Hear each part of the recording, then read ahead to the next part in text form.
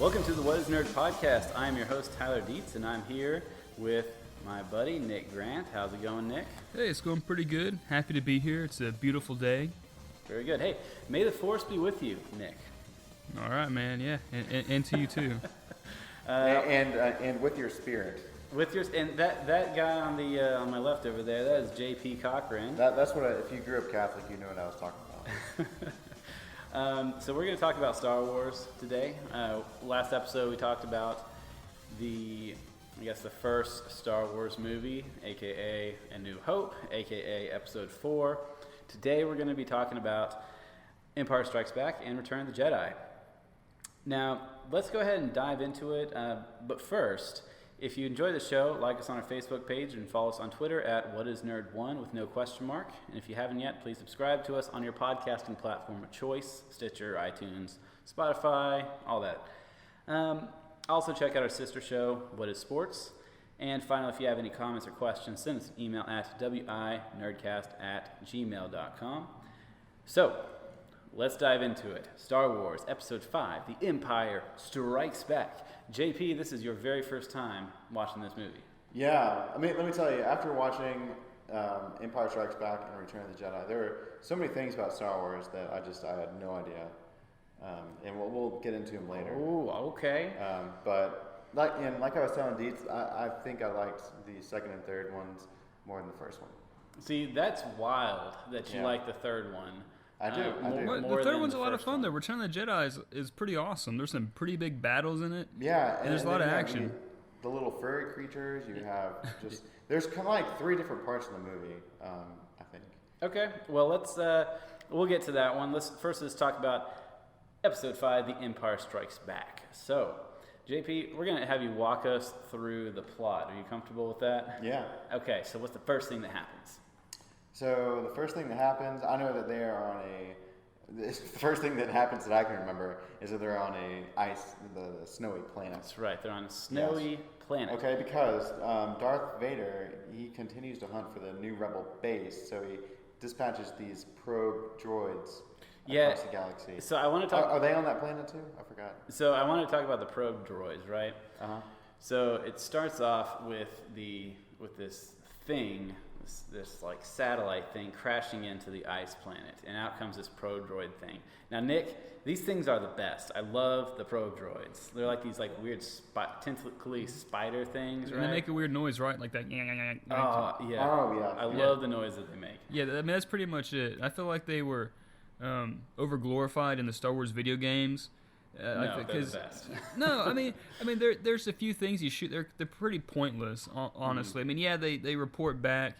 But I know in Super Star Wars Empire Strikes Back on Super Nintendo, the first boss is a giant probe droid, and it's impossible to defeat it. And I'm like, really? This thing wasn't even in the movie. But anyways, yeah, I mean, they make cool noises. I'll give you that. Oh, yeah. It's fun to listen to them talk. Okay, so probe droid crashes. What happens next, JP? At some point, Luke gets hurt. Right. That's Luke, Luke gets hurt, and he is captured by this Yeti that looks like the ever seen Rudolph the Red-Nosed Reindeer? Yes, the abominable snow monster. Yes, okay. Nick knew what I was talking about. Yeah, man, that's actually, I never thought about it, but that's actually 100% accurate. So they look very similar. So Luke is captured by that Yeti, and... So fun fact about this. The reason why they had this scene, okay, do you know about this, Nick? Why the scene's in here? It's that drama. I don't know. Well, so Mark Hamill, the actor who plays Luke Skywalker, he actually got in a crazy motorcycle accident or something like that, and his face got all scarred up, and he had to have reconstructive surgery on his face. So he actually looks quite different in this movie, and because he has some scar tissue on his face and stuff, and so they actually added this scene to explain why he looks a little bit different. That's actually pretty smart. I didn't know. I thought he looked different in the second and third ones than the first one. Yeah, and so that's it. He had this crazy scar tissue all over his face. So they added this part to kind of justify that. But I also love it because you get to see the abominable snow monster.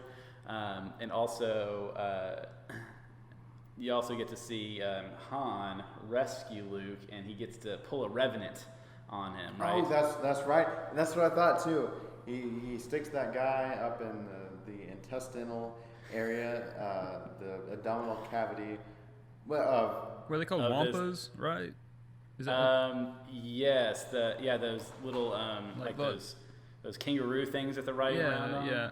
I always, it's always for whatever Wait, reason. no, I think the wampa is the abominable snow monster. I think that I don't know, maybe. But I remember as a kid watching it though, like I just liked seeing him cut open that animal. There's something about it, like it's like the little intestines like slowly come out. It's like it just looked like noodles. Whenever you like cut him up, like man, he's just laying in noodles. I thought it was cool, but and I didn't get it when I was a kid, but now as an adult, I'm like, to keep him warm. Yeah, it's a big graphic. So do you think the Revenant just stole that? Oh yeah, idea? totally, Yeah, definitely.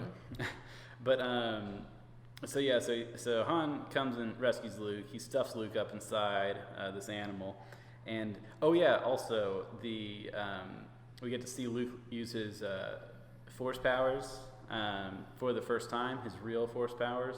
He uses the telekinesis to kind of summon his lightsaber so he can cut himself down from where the monster has him tied up. And also this scene, Nick, do you remember how the scene originally was, like in the original cut? I mean, not really. I mean, because you don't really get to see what the monster looks like. And so this is actually one of the scenes that are in the special edition that I think is really good because the monster looks awesome. It doesn't look like it's CGI. It looks like a guy in like a really elaborate costume.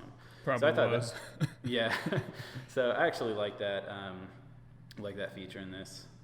Oh, also I got one more thing to notice. Okay. What color are C-3PO's legs? Well, isn't one silver and one gold? Yeah, when did you realize that one was silver, Nick? Did you always know that? I think when I saw a toy, because like, man, this C-3PO looks weird. Why are his legs all messed up? But then in the movies, it's different. So yeah. Oh wow. So it's crazy. I thought they were both gold. Yeah, I always thought that too. But actually, whenever I was watching it this time, I noticed that he had a silver leg, and so I thought, oh, maybe he got like his leg blown off in between the first movie and this one. But it turns out that his like right leg below the knee was always silver. And actually, you don't notice it in the first Star Wars movie because whenever you see him the most is on Tatooine with the sand and stuff, and it reflects the color of the sand, so it looks gold. It's really weird. Like I went down like a rabbit hole of like reading about it, and it's just an interesting detail that I noticed. Okay, so Han saves Luke. What happens next?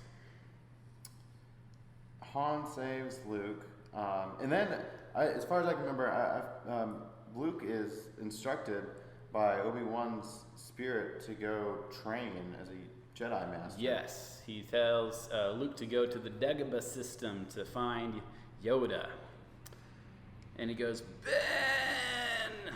That was very dramatic. That was great. And then Luke goes to that planet. I didn't know how much of a freak or weird Yoda was. Well, man, you forgot the big old battle. The I'm Hoth sorry, battle, man. This is the best part of the movie. Yeah, so you have the battle with the walkers. Yeah, and this is obviously the best part of the movie, right, Nick? Yeah, it's one of them. I mean, it's action-packed, and you got all these giant robots, these machines, heading over to the Hoth base, and it's just a giant battle, and it was just and they beat them by tying their shoelaces together, basically, right? Like they gotta trip them with the wire, and that's kind of cool. Oh, and this is a little fun fact I saw in a documentary before. So when the AT-ATs they kind of stumble and they kind of stutter. Well, originally they weren't supposed to do that, but they were having issues with the animatronics, and so they would kind of have those stutter steps. And so just in post, they said, "Hey, let's just make them get hit with a laser blast." And so nice. So they added that in later. Yeah, that's cool. That's one thing. I mean, I saw a couple of tidbits about these movies like that. There's a lot of things that are in there, like with Luke and the scar on the face, that they put in there just because it's like a workaround, basically, for issues during filmmaking. And it's funny how that affects the movie, in big ways and little ways. Okay, so after the battle, that part's great. They evacuate the planet, right? Yeah. They don't win; they run away. Right. Yeah. And the situation, and that's what is kind of weird about this movie, is that it's not a very victorious movie in any sense, right? And I think that's why a lot of people like it, because it's kind of tragic, I guess. Like the main characters don't have a lot of successes. I think this is a great movie. I don't think it's as good as the first one, because to me it's kind of episodic. Like it seems like 3 separate episodes of a show. So you got episode 1, which is the Hoth episode, which is like the first 30 to 40 minutes of the movie. You got the second episode, which is Luke and Yoda. Okay, so what happens in this part of the movie, JP? Okay, so Luke crashes into this swampy planet. Yep. And his ship is sunk in this marsh. Yep. Then he is eating in this creepy, strange little green guy with big ears. Hair. He comes out of nowhere and starts asking for Luke's food. Starts kind of playing with him almost. He has this crazy, creepy little laugh. Yeah. He was just like, kind of like Yoda had just come from smoking something. Okay, Yoda. What I love about Yoda is that he's like a little turd. You know, he's a little stinky turd, man, isn't he? Except, he's like 800, 900 years old. I kind of wish I could go back and watch this movie for the first time and not know who Yoda is. Because at the time because JP, you knew who Yoda was when you watched this movie, right? Yeah. Yeah. So just to think, if you had no idea what Star Wars is or anything, and you watch this for the first time, and you're like, what is this little green munchkin? And then it turns out it is Yoda, this Jedi Master. I feel like that would kind of blow your mind just a little bit, Yeah, and you're thinking the same thing Luke is. Like, where can I find Yoda? And who's this? Because you expect someone who's like Obi-Wan Kenobi, right? Yeah, like a man. Yeah, but I don't think that I'd be amazed if there was anybody over the age of 9 years old in America that doesn't know who Yoda is. And like Nick, what you just said, I was thinking the same thing when I was watching it. Like people watching the movie for the first time in the early '80s, just I wondered what they thought of Yoda, what their perception of him was. And just like little did they know that he would become just an iconic figure. Well, and some fun facts about Yoda. Y'all know that he's actually puppeted by Frank Oz, the guy who does Miss Piggy, Cookie Monster, Grover from Sesame Street. So he's like a really iconic puppeteer and voice actor, and so he does. And it's funny because you can totally hear the similarities to Miss Piggy. Yeah, I was going to say the little laugh. Yeah. Now, also this kind of got me thinking. Because this was in the 80s. This was kind of at the peak of Muppets and puppets and all that stuff. And there's a bunch of these weird fantasy movies that were out in this time. Have y'all seen The Dark Crystal or Labyrinth with David Bowie? Y'all seen those movies? No, I haven't. And then y'all seen Neverending Story, right? Dude, I got it on DVD. Gosh. Yeah, it's a great movie. I remember my friend used to always watch it when I went to his house, and I didn't like it. Oh, wow. Well, I'd like to do an episode in the future on Muppety fantasy movies like that, these kind of kids, this family-friendly fantasy movies that have. I saw Treasure Island. Wasn't Treasure Island like that? Muppet Treasure Island. Yeah. That movie's great. I love that movie. So yeah, it turns out that Yoda is the Jedi Master. This little green dude is the Jedi Master. I like this part of the movie because you get a lot of iconic Jedi philosophy, right? Do or do not. There is no try, and size matters not, and all that stuff. You also get Luke using his next Force power, which is seeing the future. This is the first time that this has been shown in the movies. So what does he see in the future? Well, I know at one point he sees that Princess Leia and Obi-Wan are in. You mean Han Solo? Or Han are in trouble Uh-huh. in this in a cloudy city. Yeah. Is The that what you're cloudy- getting at? Yes. It's just cloudy over there, man. It's just bad So weather. it's a gaseous planet in the sky. Yes. And so he sees that they're in trouble. What does he want to do?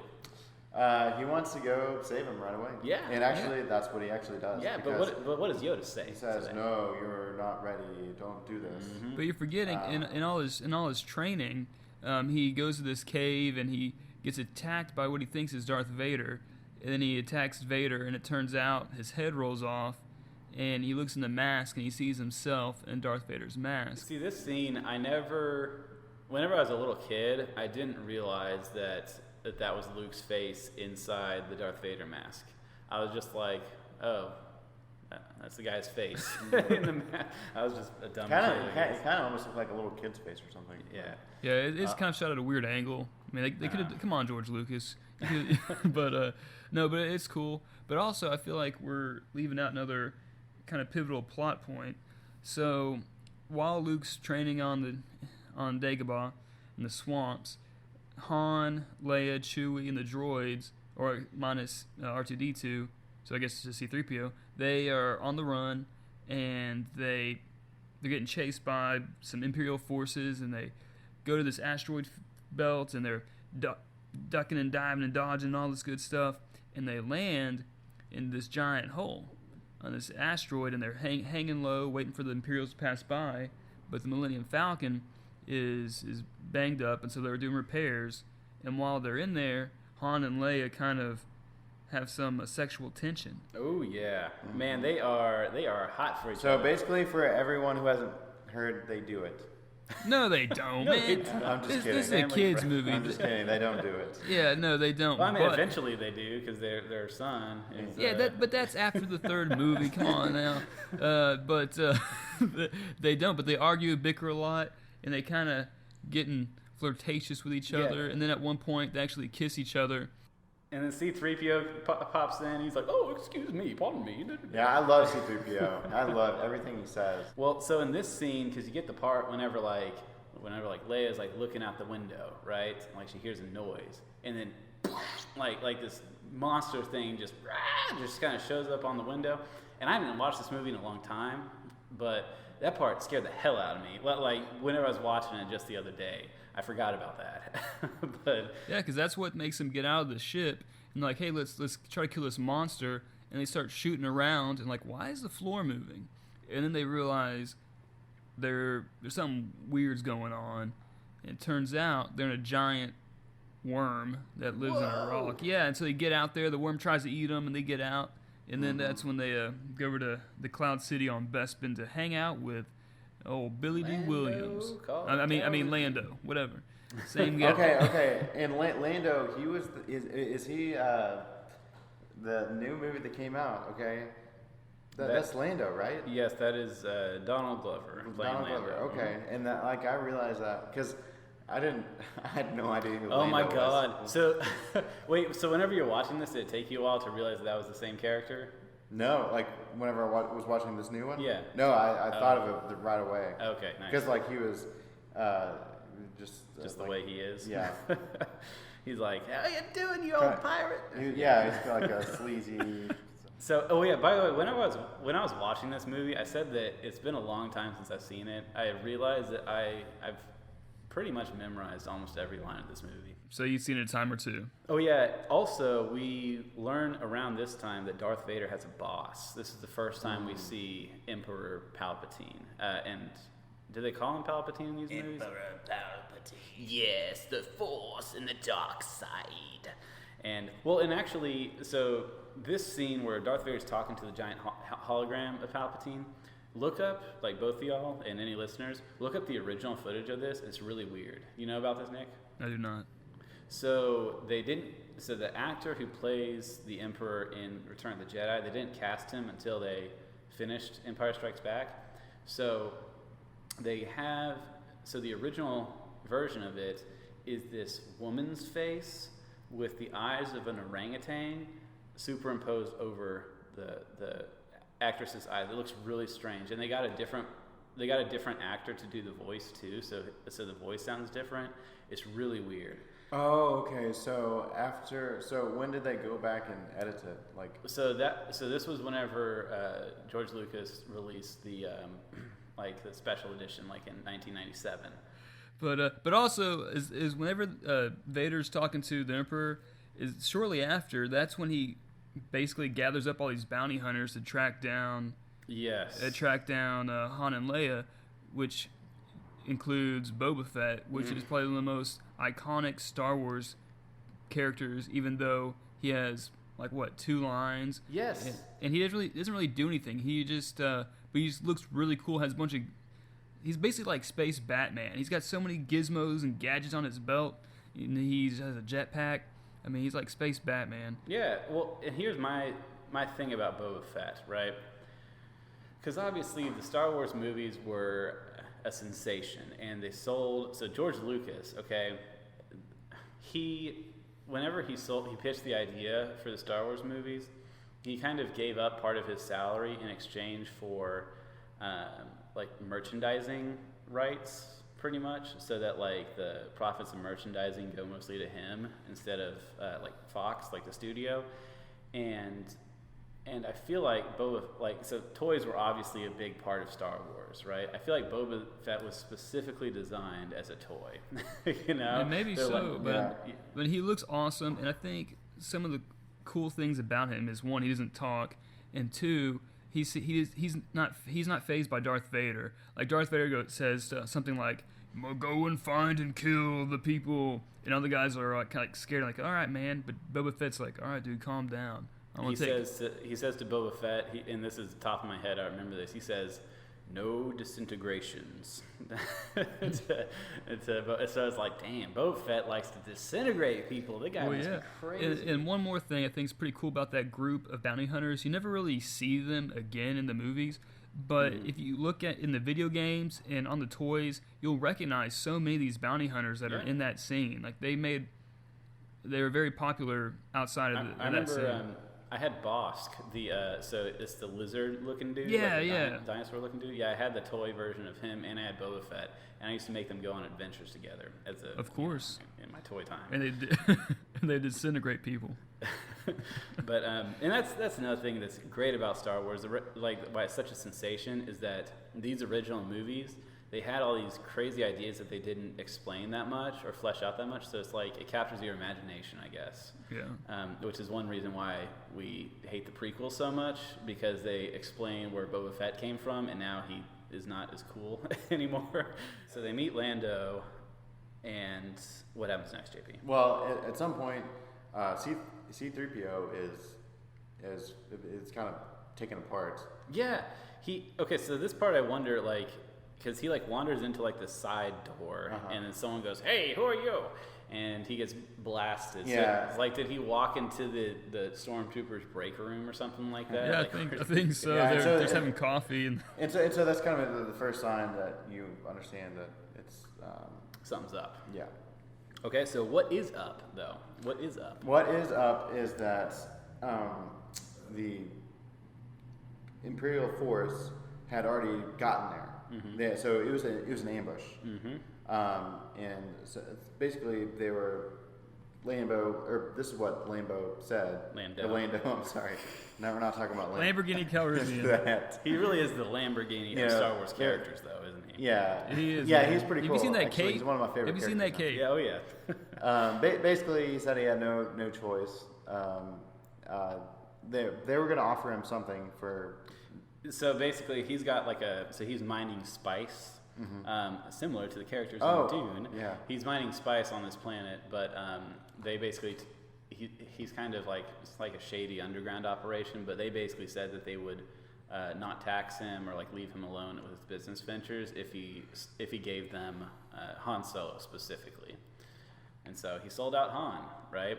Yes, and so but it turns out though that they don't even want Han, right? Darth Vader is torturing Han to lure Luke Skywalker to Cloud City. Mm-hmm.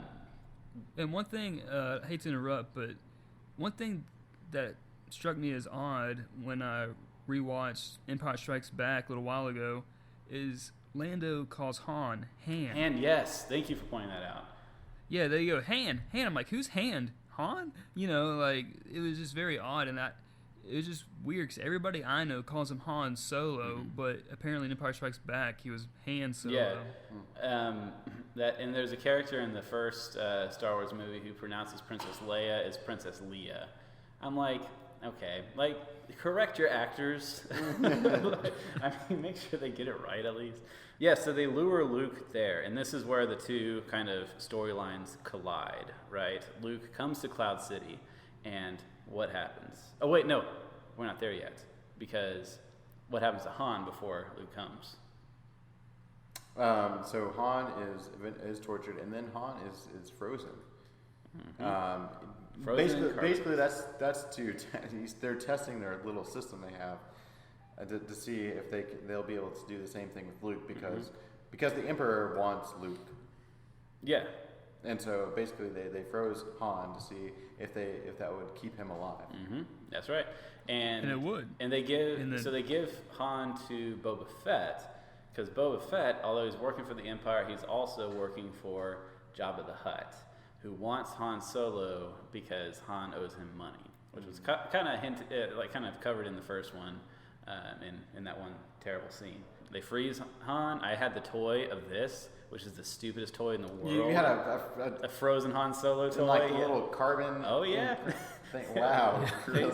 I'm like, thanks. I don't know what I'm gonna do with this. That's kind of sad. That's depressing. I would have thrown that toy away. I think it came with Boba Fett. No, it came with the Slave One. No, it came with the Princess Leia in the next movie, the one with the bounty hunter outfit, which we'll get to later.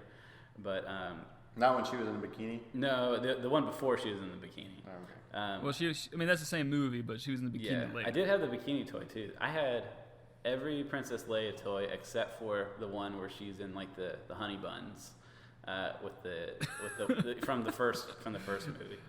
So Luke Skywalker gets there. He's confronted by Darth Vader. What happens? Vader.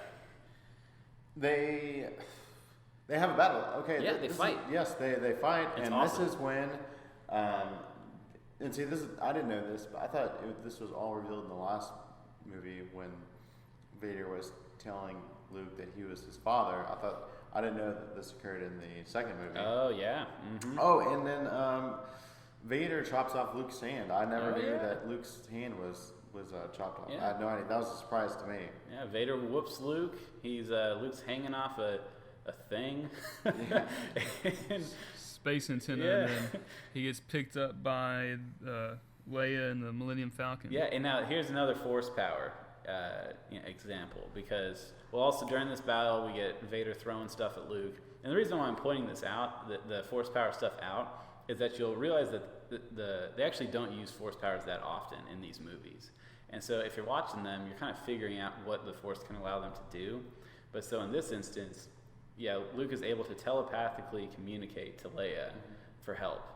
And this is the first sign of, actually it's the second sign of foreshadowing that Leia is his sister. Because he calls out to her, she hears it, that means that both of them have the Force, right? The other hint that was in this movie is whenever Yoda and Obi-Wan's ghost are back on Dagobah before, when Luke is leaving to go save Han and Leia. And Obi-Wan goes, "That boy is a lost hope." And then Yoda goes, "No, there is another." And so yeah, there it is. So Leia's the second hope, I guess. So yeah, that's the end of this movie, basically. A lot of people consider this one the best one. So what do y'all think? I liked it more than the first one. I think I liked it more. I think it's my favorite one Yeah? out of both of them. What else you, Nick? It's not bad. It's definitely, there's a lot more character development and a lot more story building, and it's more darker. It's not just hey, let's go on a fun adventure where we save the universe. There's like you said earlier, it's actually kind of depressing. Like they pretty much lose through the entire movie, and I think that it's kind of refreshing because obviously you don't want to walk away from a movie depressed, but so you usually can tell in any movie the good guys are going to win. And it was kind of nice to see the good guys get knocked down, even though you didn't want that to happen, because basically what it did is it set them up for the next movie, and I feel like that's basically what this was. It was setting up for Return of the Jedi with it had a lot of really cool action scenes and adding in some more characters, obviously Lando, and it brings us the Hoth battle and the Abominable Snowman and Yoda. But I mean, yeah. So I mean, it's a good movie. I think I've seen this one the least amount of the original trilogy, but it's a fun movie. I like watching it just because I haven't seen it like as much as the others. But I mean, pretty much every scene and moment in that movie is iconic. Yeah. Like you're talking about how it feels episodic. I agree. I mean, you got the Hoth stuff. Everybody knows about Hoth. Everybody knows about Dagobah. Everybody knows about Bespin. And of course, when Darth Vader tells Luke that he's his father. So I mean, there's a lot of really iconic moments in that movie. Yeah. So I can see why people would consider it the best. Yeah, because I think because there's not one moment of this movie that I don't like. But the first movie I like better because it's more satisfying because it tells a complete story, you know. And so that's kind of my thing with this. All right, so that brings us to Star Wars Episode 6, The Return of the Jedi. Why do you say it like that? You sound like a New York mobster that got smacked in the face. Yeah, exactly. That's what I think of when I think of this movie, because this movie is okay at best. It's Really? It's not great. No, dude, So, you're crazy. No, because I'm going to say this. This movie was my favorite whenever I was a kid, okay? But, like, I don't know. It doesn't hold up as much as it used to, okay? And I know it has this reputation, but I think, and we can get into some of the problems as we go. So it starts off back on Tatooine. Because you got C-3PO and R2-D2 walking up, and that little door thing opens, and like C-3PO says, "We're here to see Jabba the Hutt," and they let him in, and they get kidnapped or something weird. And so it starts similar to how the first movie started, right? C-3PO and R2 on Tatooine, and then so they're going to go see Jabba the Hutt. Why are they seeing Jabba the Hutt, JP? They're going to get Han back. Well, are they going to do that?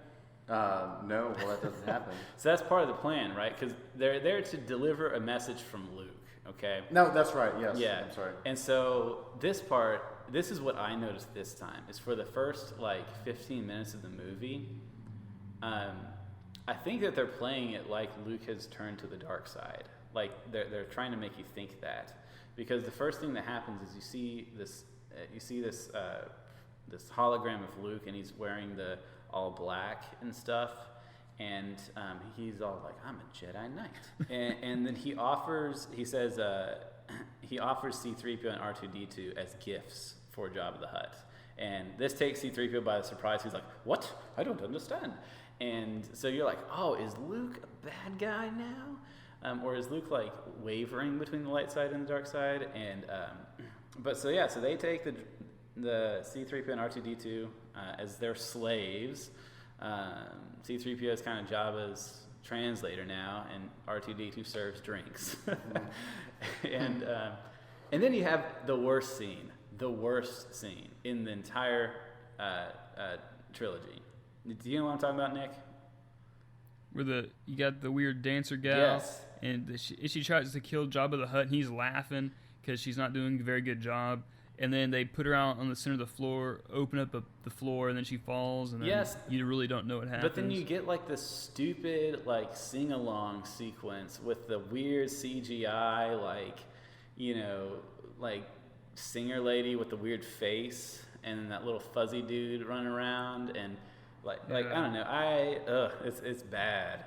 And it's just weird. Yeah, I mean, they're showing that it's a space thug den where you got a giant worm as the mob boss, and then you got a weird, you don't know if it's a man or woman alien who's wider than bread, you know. Yeah, the tentacle dude.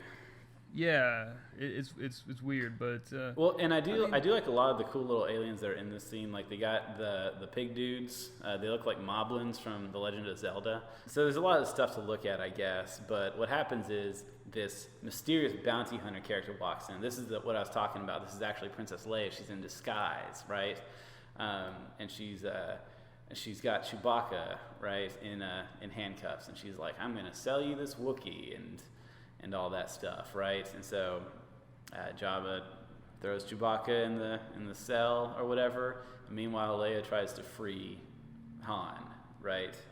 Unmelt the carbonite and stuff like that. And she does. Yeah, and she does, but it's a trap, right? Because Jabba the Hutt comes out, and he's hiding behind a curtain. And he's yeah, like, I know. Yeah, that was kind of weird. They're just waiting behind a curtain, and Han can't see. Yeah, that's right. That's right. He's blind for like the first 30 minutes of the movie, and or Luke shows up. Yeah, Luke shows up. Yeah. Well, and when he does, he sees that Leia is no longer dressed as a bounty hunter. She's now in that sexy metal bikini. Oh, that's right. The iconic. That Deets had a toy of. I did have a toy of that one, yeah. I think that one came with Jabba the Hutt, I think. But here's another thing I noticed, okay? So going by the idea that Luke is supposed to be presented as maybe he went to the dark side, first move that he does, he force chokes the pig dudes that are guarding it, right? We've only seen bad guys do that so far. So that's another sign. It's like, oh, is Luke a bad guy now? And he shows up, and he gets thrown into the Rancor pit, right? This big old monster thing. And I love this part, right? Because that monster is just big, and he's eating pigs and stuff like that.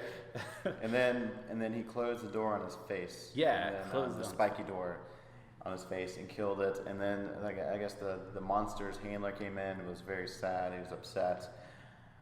It's actually a pretty moving scene. I know. Yeah. I actually feel kind of bad for that guy because he's so depressed that Rancor's dead. Yeah, and it's like the Rancor's just an animal. Like, it's not like the Rancor's evil. You know, it's just probably hungry. You know what I'm saying? That is probably mistreated itself. Yeah. So, man, they should have freed the Rancor, then the Rancor could have eaten Jabba the Hutt. That's what should have. Oh, he definitely would have. Mm-hmm. Okay, and so what's the next move, I guess, right? Well, then they're captured again, and they're taken outside to these sand-eating, like worm-like creatures. They're going to be. Takes a long time for them to be eaten. Yeah, and so this is called the Sarlacc monster, right? And actually, so you played Super Star Wars. This was actually the first boss, the boss of that first level, that giant worm thing in the sand. And so that's what this is. It's this giant mouth in the ground, and it's got these tentacles and stuff. So, it turns out Luke's got a plan. He gets his lightsaber out and because R2-D2 had it on him. He was hiding That's right. They thought that R2-D2 was just serving drinks. Nope. R2-D2 was serving up lightsabers. You know what I'm saying? Yeah. And on the house, on the rocks. Oh, yeah. Oh, speaking of lightsabers, right? So Luke has a green lightsaber now, right? Because he had actually lost his lightsaber in the... Wait, did it get chopped in half, or did it fall down? What happened to it? I think it fell down because when he fell down the tunnel on that Cloud City, his lightsaber was nowhere to be found. Yeah. I think it just fell off into the abyss. That's right. And so he built another one. Now, another fun fact, it's green now, right? The whole reason why it's green is because in this scene, the background is a blue sky. And so the special effects team, the post-production team, didn't want to make it a blue lightsaber against a blue background because that would have been really hard to do and it wouldn't have looked very good. So that's why they made it green. And so the reason why green lightsabers exist is because of that scene. Convenience. Yeah, because the filmmakers decided it would be easier. Just like with the facial scar thing, just like with the other things we've been talking about. So that's kind of interesting. Oh, and by the way, because y'all know how Samuel L. Jackson has a purple lightsaber in the prequel movies, right? Yeah. Y'all know why? Because Samuel L. Jackson wanted a purple lightsaber. Oh, really? That's why he's like, I better have a purple lightsaber. Purple motherfucking lightsaber. And so there you go. That's how you get multicolored lightsabers. Okay, so they get freed. Leia kills Jabba the Hutt. Chokes him out. Boba Fett falls.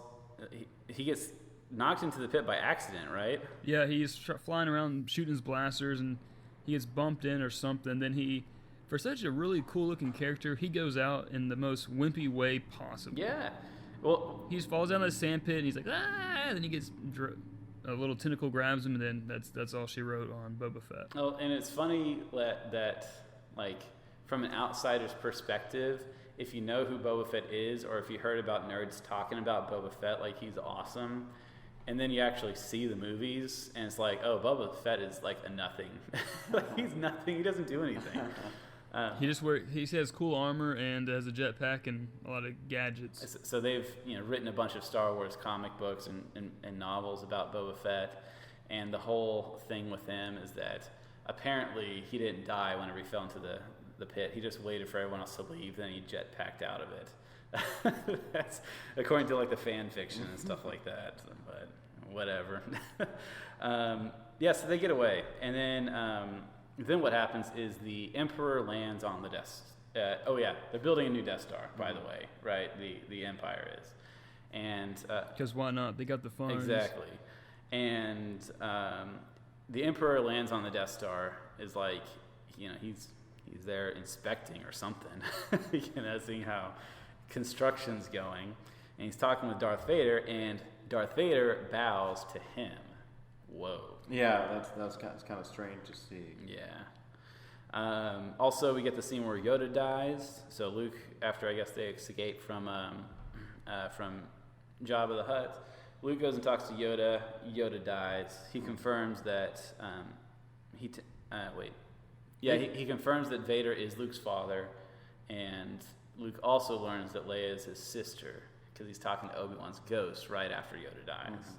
So next we got the plan to destroy the Death Star, which is basically the rest of the movie, but it's a lot longer than in the first one. I think one pretty big thing that we failed to mention earlier is while Luke was and Leia were trying to rescue Han, Lando was there as well. He was disguised as a guard, one of Jabba's guards, and he was kind of a inside man, so to speak, just to kind of help out, because obviously he felt bad for betraying his longtime friend. Yeah. He wanted to help him out. Because we also skipped over that he's the one who helped get the other characters out of Cloud City at the end of the Empire Strikes Back. So see, Lando isn't a bad guy. He just sold his friend out to make a profit. He's like Han Solo. He thinks he's selfish, but deep down he's actually a hero, Yeah. Plus it's Billy D. Williams. You can't make him a bad guy. So, yeah, the plan to destroy the Death Star is a bit more complicated this time. What's the plan, JP? Well, the new Death Star, it's being protected by an energy shield, right? Yes. And so the energy, which is on the forest moon. Yes, of Endor. In order to get to the Death Star, they have to destroy the energy shield, which is on the Endor. Yeah, so you got kind of 3 plot threads for the rest of the movie, right? They all kind of split up at the end here. So you got Han, Leia, Chewie, and R2 and C-3PO. They are going to... Luke's there too. They're going to Endor to shut down the base, right? Mm-hmm. They get there. They do the speeder bike chase, which is a cool scene, right? And they run into the Ewoks. Yeah, they run into the Ewoks. These little fuzzy teddy bear things. And so, y'all like these guys? Y'all like the Ewoks? Yeah, because you can just tell that they're not evil. They're curious. They're trying to protect themselves, and they're funny. The Ewoks suck. Yeah. They suck. You don't like the Ewoks? I'm a little more indifferent to them, but when it comes to I didn't know one person would be so passionate about hating them so much. By that time, I was just ready for some Luke Vader fight. I didn't want to mess with Ewoks, but they were still cute and fuzzy. And I think C-3PO is a god, and Luke makes them think that by making him float. Yeah, he makes C-3PO float to make them think so they can escape from being burned. Yeah, Ewoks suck. If I see one, I'm going to punch one in the face. Why do you hate him so much? What do they do to you? Because they're these little teddy bears. Like, what are y'all doing in this movie? Because they're cute? Yeah. Because they're cute, that's why you hate them? Instead of teddy bears, they should have been like nasty, like spiders or something like that. I would have liked them better than what? Yeah. Man, that's weird. But Ewoks are... ending would not have been the same without the Ewoks. That's right. They actually are the ones who kind of save thing, right? Yes, because you have the shooters, the land walkers, whatever they're called. Yeah, well, okay, so we'll get to that in a second because first, Luke, he separates from the rest of the group because he's thinking about Darth Vader. He's like, Vader is in that ship. I need to go to Vader. And so he goes to Vader, and he's like, hey, Dad, Daddy-o. And Vader's all like, I'm going to take you to the Emperor. And so Luke and Vader and the Emperor are hanging out on the Death Star now. I don't know why Luke went to the Death Star, because it's about to get blown up. Ideally, at least. Did he know that was going Yeah, he knew that. Well, I guess so. Yeah, because they're about to. Well, because I think that Luke probably didn't know that Vader was going to take him to the Emperor. He probably thought that he could just convince Vader to be good again, because Obi-Wan and Yoda said that he had to confront Vader to complete his Jedi training. So, I mean, that's kind of what he was doing. But Vader takes him up to the Death Star. Meanwhile, Han and Leia, C-3PO and R2 are working with the Ewoks to blow up the energy field station, while everyone else, the Lando and the dude with the weird face, his co-pilot, and all the fish people, they're up in outer space, getting ready to attack the Death Star, right? But yeah, so the Ewoks pretty much through their indigenous ways. Yes. They destroy the land walkers. Mm-hmm. And Luke, okay. The ATSTs. So a lot of things going on, like Dee just mentioned all of those. And then Luke is up in the Death Star. The Emperor is trying to turn Luke to the dark side, okay, because the Emperor is unarmed and he says, Luke, just kill me. And so eventually Luke tries to kill him. Vader stops that. His Oh, that's slash. interesting. Oh, so Yeah. I never I've never interpreted it that way, because I always thought that Luke was going after Vader whenever he did that. But okay, that's interesting. The Vader is that he prevents Luke from killing the Emperor. It did look like that. Okay. And so then the Emperor is like, yeah, you need to kill Vader. So they fight. Eventually, Vader is knocked down. His arm's cut off. Once again, his robotic arm is cut off. And then the Emperor wants Luke to kill his Vader, and Luke says no because that's what the Emperor wants. Which, by the way, if you're a villain, okay, and you're trying to convince, so the Emperor is doing a terrible job at trying to convince Luke to join the dark side, by the way. Because Luke is getting mad. He's fighting Vader, right? And Luke's ready to kill Vader.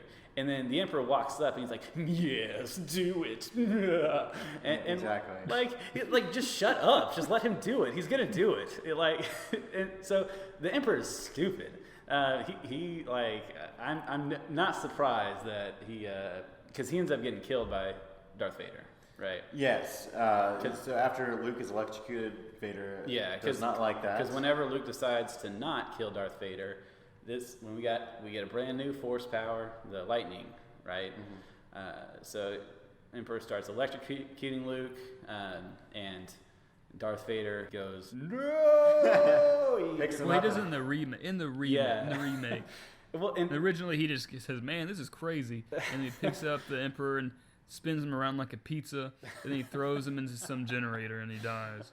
Yeah, well, and so the deal with the no, adding in the no at the end? Yeah, I watched it. After you told us about it last week, I YouTubed it, and it's the stupidest thing. Yeah, but do you know why they did that, though? No. Is it because of the no in... at the end of Revenge of the Sith. Yeah. Yeah. So episode 3, and, George Lucas is... I'm just going to say it. George Lucas is an a-hole. Okay? Because, He knew that everyone hated that part in Revenge of the Sith. So at the end of it, whenever, after, Anakin Skywalker has been transformed into Darth Vader and he learns that Padme has died, right? He goes, no! You remember that, JP? Yeah, I do remember And that. everyone hated that. That was pre-meme, but that became a meme, basically. Back in whenever that movie came out. But George Lucas knew that everyone hated that. And he put that in the new movie. I guess to thematically tie it together or something like that, but it's terrible. Anyways, I'm probably getting too mad about it because it really doesn't matter that much. But I don't know. It just makes me mad that he would do that. That he would change something that people already like. But anyways, so Luke has a final conversation with Vader. Vader kind of says that, hey, you redeemed me. You made me good. So Luke drags his body onto a spaceship. But also, I mean, in the meantime, Darth Vader, he's dying, and he says, "Take off my mask." And so Luke gets to see his father and look him in the eyes for the first time, which is a pretty cool moment. And he looks nothing like James Earl Jones. Oh, no, definitely not. Not what I was expecting. But, like, with the mask, he says, "Take off my mask." I feel like anybody would be like, okay, how? You can't just like yank it off his head because he's got to like take like some of the pieces off it and be like, all right, well, first you got to lift up the.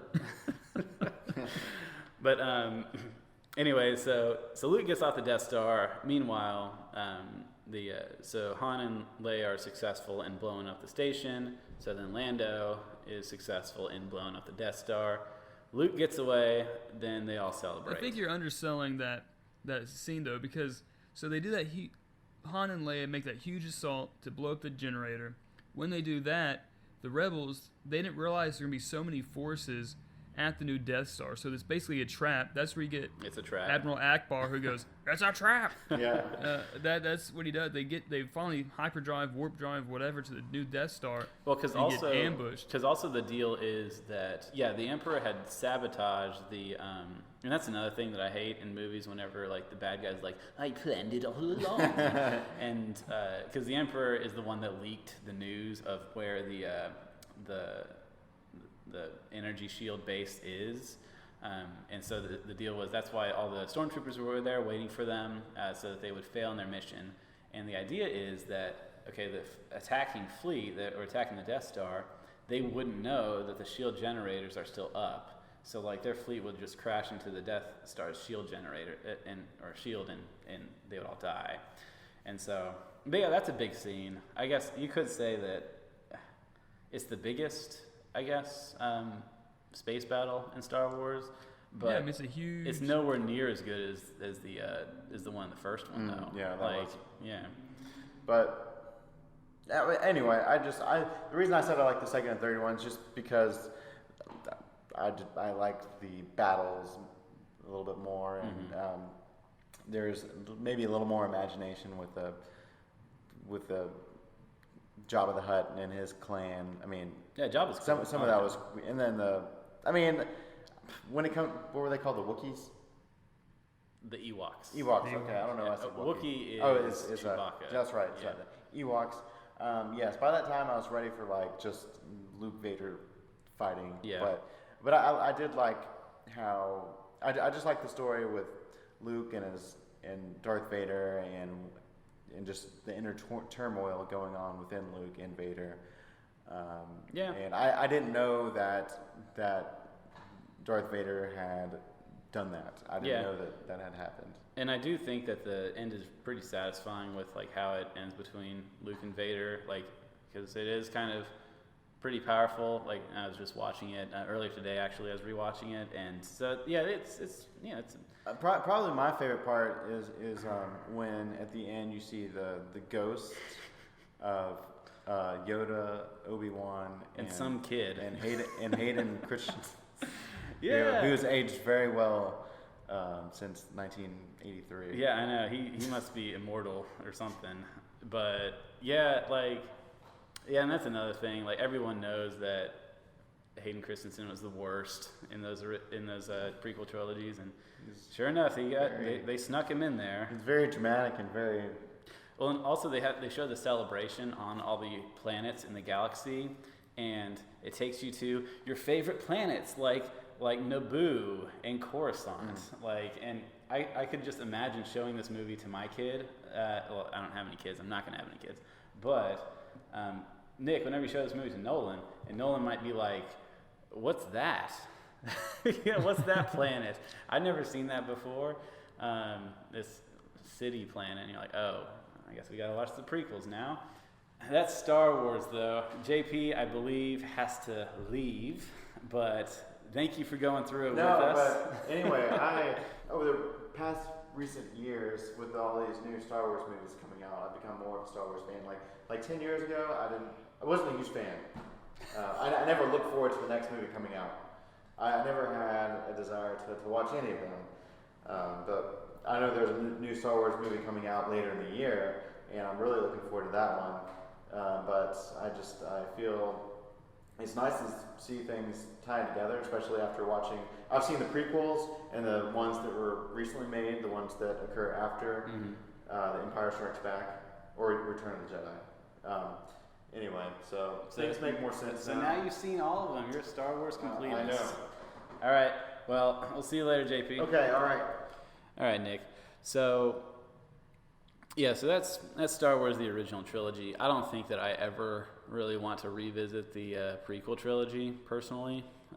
Yeah, I don't really either. I mean, because growing up, I mainly watched the original trilogy, so to me that was Star Wars. And while, I was still pretty young when the prequels came out, but they didn't really have the same effect on me for whatever reason. I guess just because I was thinking, well, I know what's gonna happen. You know, it was just a lot of building up, and I really haven't seen the originals. I mean, the prequels that much, because to me that isn't Star Wars, which sounds stupid because it is. But I mean, to me, Star Wars is the original trilogy, and I know there's a lot of other things with it, but I don't really just care much about the prequels. Yeah, because the prequels are so different. Because I actually rewatched them a couple years ago, actually before The Force Awakens came out, because I wanted to get my wife Chantel into Star Wars. So we started with the original trilogy, then we did the prequel trilogy, and she actually only liked A New Hope. That's the only Star Wars movie that she liked. Wow. And I think she liked The Force Awakens, but Which is A New Hope. yeah, basically, yeah, it's like a soft, reboot, Right. remake of A New Hope. And But we can talk about that in a different episode. yeah, we'll do the new. I do want to do the new trilogy. I guess that's what they're calling it. Maybe whenever after Rise of the Skywalker comes out, but it'll be cool to get into. In the meantime, thanks everyone for listening. We're pretty much done with Star Wars talk for the time being. Next episode, we're talking about Batman. Probably heard of him. Yeah, a few times. I think I was him for Halloween one year or something like that. Had some Batman pajamas. Oh, yeah. So I'm pretty pumped. Oh, yeah. Well, we're going to be actually reading some Batman comics. I've kind of come up with a list of good starter comics if you're getting into Batman. So I'm going to be posting these on Facebook as well. But if you're just listening and not on our Facebook group, we're going to be reading Detective Comics issue 27 and 33 and Batman issue 47. Now these are from the very early days, the golden age of Batman from the 30s and 40s. Which you can find. You can actually find those through the DC Universe app. We're also going to be covering Batman Year One, the graphic novel by Frank Miller, as well as The Killing Joke by Alan Moore and The Man Who Laughs by Ed Brubaker. So we have a few different Batman comics. If you haven't read them before, I suggest you do read them. But if you don't read them, if you're not able to get access to them, listen anyways. We're going to recap the events of the comics and stuff and talk about kind of what we learned about Batman through those. So that'll be a lot of fun. Anyways, thanks again for listening. If you enjoyed what you heard, give us a rating and review on iTunes. That helps us out a lot. If you are interested in sports, we got a sports talk podcast called What is Sports? If you have questions or comments, send us an email at winerdcast@gmail.com and follow us on Twitter at whatisnerd1. Until next time, I'm Tyler Dietz. This is Nick Grant. We'll see you guys next Friday.